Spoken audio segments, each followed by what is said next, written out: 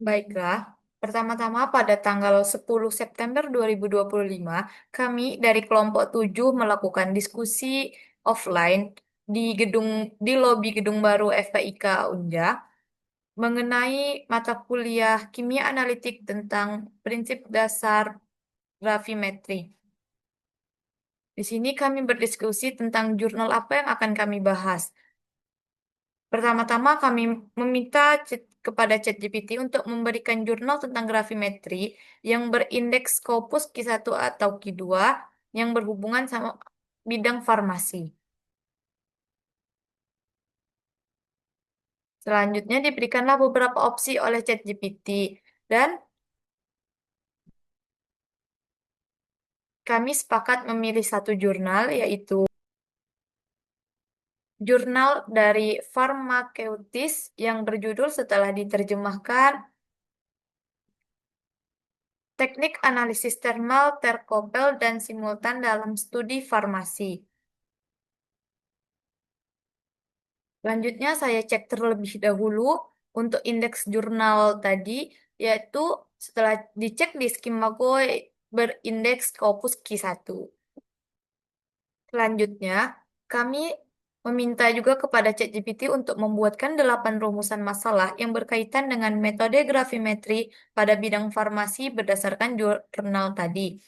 Dan diberikanlah 8 opsi rumusan masalah dan kami membaginya satu kelompok.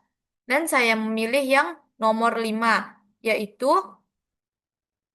apa keterbatasan termografimetri sebagai teknik analisis non-spesifik dan bagaimana teknik gabungan dapat mengatasi keterbatasan tersebut dalam penelitian farmasi. Selanjutnya, saya bertanya terlebih dahulu kepada ChatGPT lagi untuk memastikan apakah di jurnal ini terdapat kalimat untuk menjawab pertanyaan saya tadi. Ternyata ya di jurnal tersebut ada jawab kalimat untuk menjawab pertanyaan tadi. Pada jurnal ini terdapat kalimat TG merupakan teknik non-spesifik, yaitu tidak memberikan data langsung mengenai sifat perubahan massa yang terjadi. Perangkat TG atau termografimetri tersebar luas sebagai teknik thermal terkopel.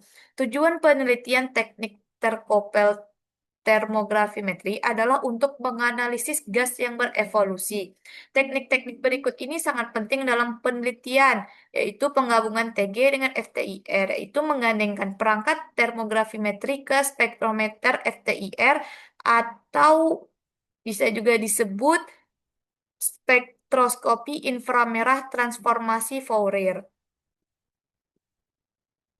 Terus penggabungan termografi termografimetri dengan MS, yaitu menggandengkan perangkat termografimetri ke spektrometer massa.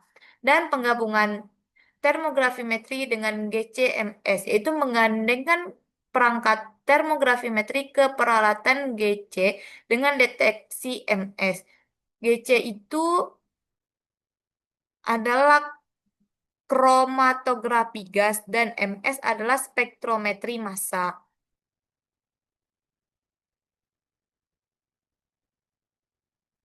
Selanjutnya, saya meminta lagi kepada ChatGPT untuk mencarikan jurnal lain yang berindeks Scopus atau Sinta yang menjawab pertanyaan tadi. Dan diberikanlah beberapa opsi jurnal oleh ChatGPT dan saya memilih jurnal dari Pharmaceuticals yang setelah diterjemahkan berjudul Aplikasi Analisis Thermal untuk Mengevaluasi Sediaan Farmasi yang Mengandung Teofilin. Selanjutnya saya cek terlebih dahulu indeks jurnal ini dan setelah dicek ternyata jurnal ini terindeks Scopus Q1. Pada jurnal ini terdapat kalimat metode TKA atau termografimetri memiliki banyak keunggulan, yaitu kemudahan implementasi, biaya operasional yang rendah, sampel yang dibutuhkan kecil untuk pengukuran, tidak memerlukan reagen khusus, dan memungkinkan pengujian zat yang tidak larut. Oleh karena itu, TKA dapat digunakan sebagai metode alternatif untuk screening penilaian komposisi sediaan farmasi. Metode thermal juga dapat digunakan ketika dibutuhkan hasil yang cepat. Kecepatan hasil bergantung pada laju pemanasan yang digunakan dan rentang suhu. Biasanya hasil dapat diperoleh rata-rata dalam 60 menit. Namun, seperti metode lainnya, TGA memiliki beberapa keterbatasan. Metode TGA memungkinkan untuk mempelajari hanya perubahan fisik dan reaksi kimia yang disertai dengan perubahan massa. Selain itu, pengukuran sampel yang diuji harus dilakukan dalam kondisi pengukuran yang sama dan dengan menggunakan jenis krus dan peralatan yang sama dengan zat referensi. Dan di sini terdapat penggabungan dalam penelitian ini, yaitu termografimetri dikombinasikan dengan C-delta A atau analisis thermal diferensial terhitung. Ini digunakan untuk pertama kalinya untuk mengevaluasi komposisi sediaan farmasi yang diuji yang mengandung satu dan dua komponen dan untuk membedakannya. Selanjutnya terdapat juga pada kalimat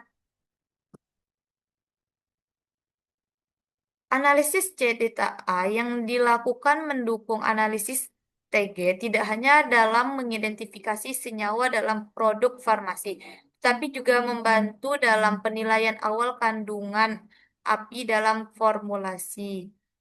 Api adalah produsen bahan aktif farmasi.